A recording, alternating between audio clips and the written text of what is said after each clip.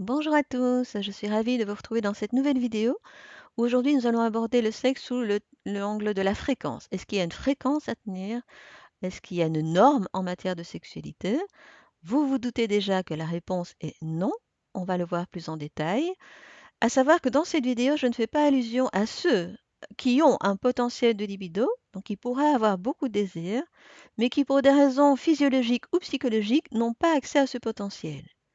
Donc dans les raisons physiologiques au niveau des désirs, on est plutôt dans les troubles hormonaux. Les causes psychologiques qui pourraient freiner l'accès au désir, il peut y en avoir diverses, comme par exemple en période de dépression ou de burn-out. Dans la dépression, on n'a plus envie de rien, en gros, et donc on n'a plus envie de sexualité non plus. Ça peut aussi apparaître à des périodes de notre vie où on est particulièrement en conflit entre ce qu'on désire de la vie et la réalité. Alors, on a tous des conflits entre désir et réalité dans notre vie, mais si à un moment donné, ça touche un sujet assez important, ou si c'est sur une durée trop longue, ça peut être la porte ouverte à des troubles sexuels.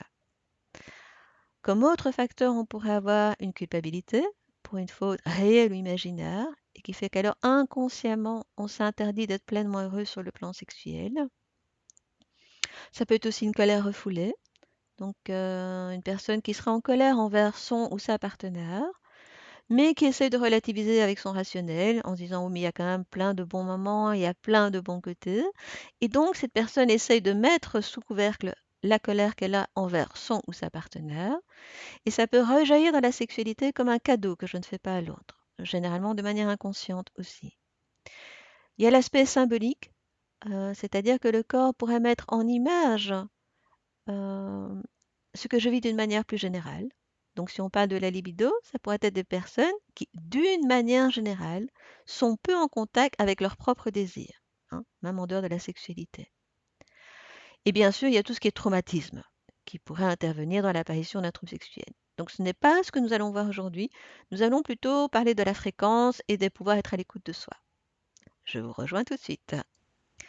Donc le sexe, un rythme à tenir. Voyons ça plus en détail. Alors tout d'abord, en sexe comme en nourriture, évidemment, il y aura toujours des appétits meilleurs que d'autres, hein. On peut avoir deux petits appétits sexuels qui se rencontrent.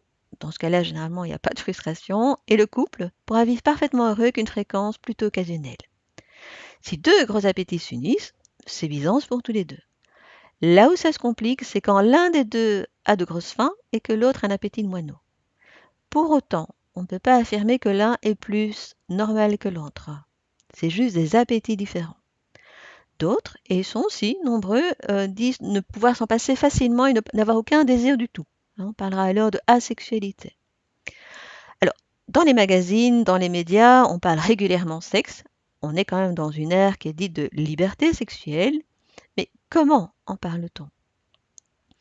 Il est clair que si on pense au sexe, comme on pense performance ou réussite, comme si on était sur un stade des Jeux Olympiques, si on se dit qu'il doit y avoir une bonne manière de pratiquer et une fréquence à respecter, le résultat va être davantage anxiogène que jouissif. S'il y a 10 000 questions dans votre tête pendant l'acte, on peut comprendre qu'à ce train-là, certains préféreraient s'en passer. Parce que là, on est davantage dans l'ère de la contrainte que dans l'ère de la liberté. Alors si c'est pour se demander constamment si l'on fait bien ceci ou bien cela, alors autant se tourner vers un bon repas au restaurant avec un bon verre de vin, c'est moins compliqué et le plaisir en sera d'autant plus grand. Alors bien sûr, il est important en sexualité d'être curieux. Curieux, ça veut dire quoi? Ça veut dire s'informer, c'est vrai, mais c'est aussi avoir des connaissances sur son propre corps et des connaissances sur le corps de l'autre. Bien sûr qu'on peut découvrir de nouvelles sensations, de nouvelles façons de faire, mais on peut aussi avoir sa propre façon de faire l'amour en dehors de tout mode d'emploi. Donc, une des clés essentielles, c'est d'être à l'écoute de soi, hein. On peut revoir l'acte de façon personnalisée. Et d'ailleurs, on peut érotiser plein de choses. On peut érotiser une voix, une façon de se déplacer, un geste, un regard. Et on peut laisser ainsi son imaginaire prendre son envol. Donc en bref, on peut tout simplement se laisser guider par ses propres sensations, par ce que son corps ressent, bien plus encore que par les manuels du parfait amant ou de la parfaite maîtresse. Plus que les grandes théories, c'est une certaine connivence, une certaine complicité qui peuvent aider. Et encore plus que les actes techniques, l'image que l'on a de son propre corps va considérablement jouer. Car au fond, pour explorer et s'ouvrir à de nouvelles choses, il faut avoir appris à aimer son corps un minimum, l'avoir apprivoisé. Faire l'amour nous confronte un face-à-face avec nous-mêmes.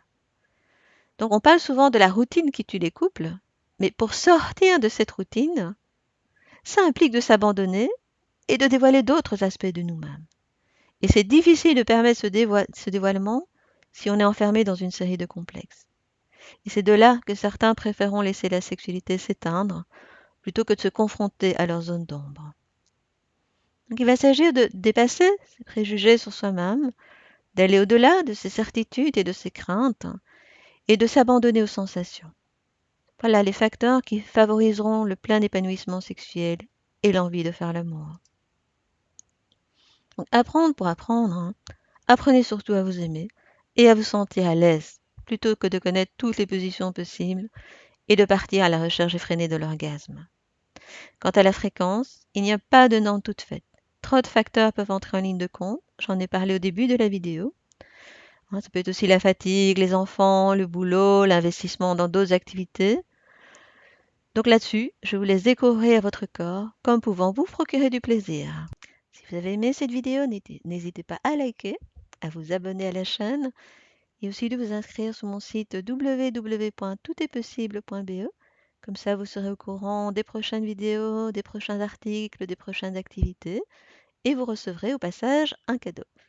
Voilà, je vous souhaite une excellente journée ou une excellente soirée selon le moment à laquelle vous regardez cette vidéo et je suis ravie de vous retrouver très bientôt.